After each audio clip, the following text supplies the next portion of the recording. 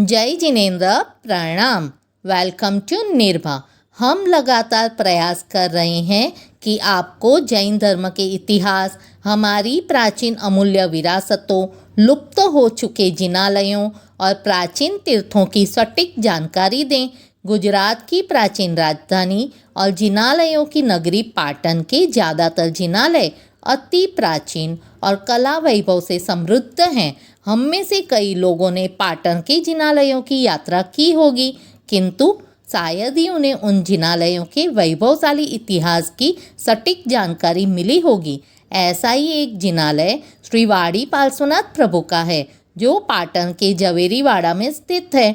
हम इतने मूर्ख हैं कि जिनालय का नूतनीकरण तो किया, किंतु हमारी प्राचीन विरासत, लकड़ी से बने अप्रतिम नक्काशीदार बेशकीमती रंग मंडप को कूड़ा समझकर फेंक दिया और उसे कला के पारखी दो अंग्रेज रॉबर्ट डब्ल्यू डे और लॉकवुड डी फॉरेस्ट अपने साथ ले गए।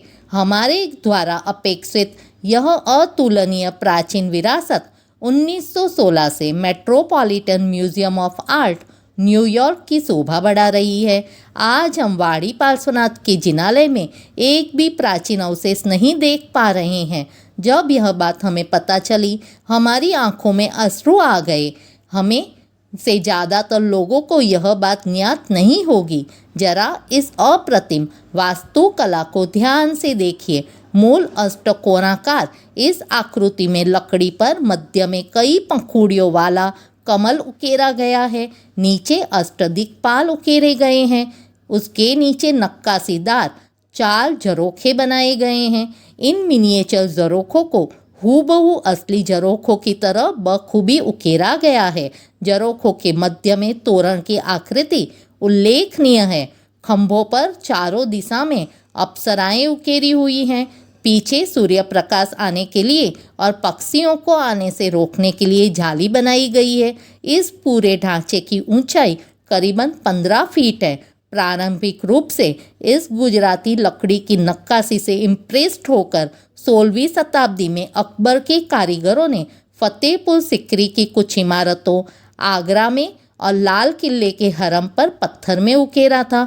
इस पूरे ढांचे में नर्तकियों की 8 बड़ी आकृतियां थीं, जो गुंबद की ओर उठती थी, जो खो गई हैं। रंग मंडप में कहीं कहीं रंगों के अवशेष दिखते हैं, जिससे अनुमान लगाया जा सकता है कि पहले इसे खूबसूरत रंगों से रंगा गया होगा। दरअसल इस रंग मंडप को उठाकर लाने वाले रॉबर्ट डब्ल्यू डे और लॉकवुड डे फॉरेस्ट ने इसे जिनालय में किस प्रकार सजाया गया था नहीं देखा। इस वजह से वे इसके विषय में कुछ ज़्यादा टिप्पणी नहीं कर पाए। उन दोनों ने इस बेनमून कारीगिरी को उपेक्षित अवस्था में देखा और कुछ हमारे अच्छे नसीब की वजह से अपने साथ ले गए और न्यूयॉर्क के म्यूजियम को समर्पित कर दिया। जिनालय में 73 सेंटीमीटर ऊंची पद्मासन मुद्रा में सुंदर कलात्मक नक्काशीदार परिकर युक्त श्री वाड़ी पार्श्वनाथ प्रभु की अति प्रभावी प्रतिमा जी गर्भगृह में विराजमान है।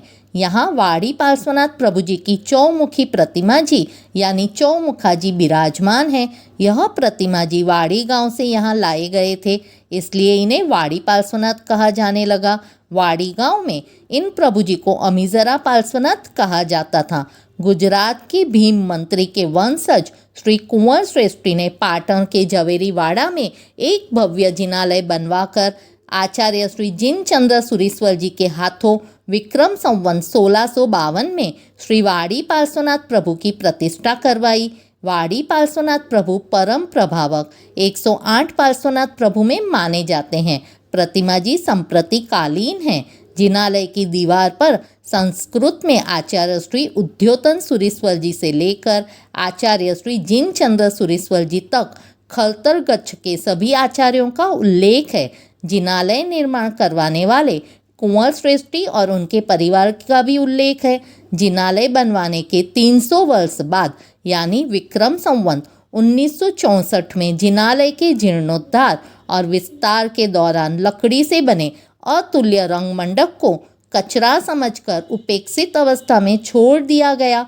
हम जिनालय को भव्य बनाने के विरोध में बिल्कुल नहीं हैं, किंतु थोड़ी सी सूझबूझ से काम लिया होता और नूतन जिनालय में प्राचीन विरासत लकड़ी के रंग मंडप को भी शामिल कर लिया होता तो आज वाड़ी पार्श्वनाथ के जिनालय में कुछ भी प्राचीन अवशेष नहीं बचे हैं। यहाँ एक अति दुर्लभ क्वार्ट्स की प्रतिमा जी भी है जिसे 20 धातु की प्रतिमा जीवों के साथ रखा जाता है। हाल के जिनालय में चारों दिशाओं में सुंदर नक्काशीदार संगमरमर के तोरण और खंभों पर वाजिंत्र बजाती अप्सराओं की मूर्तियां इसे भव्य बनाती हैं।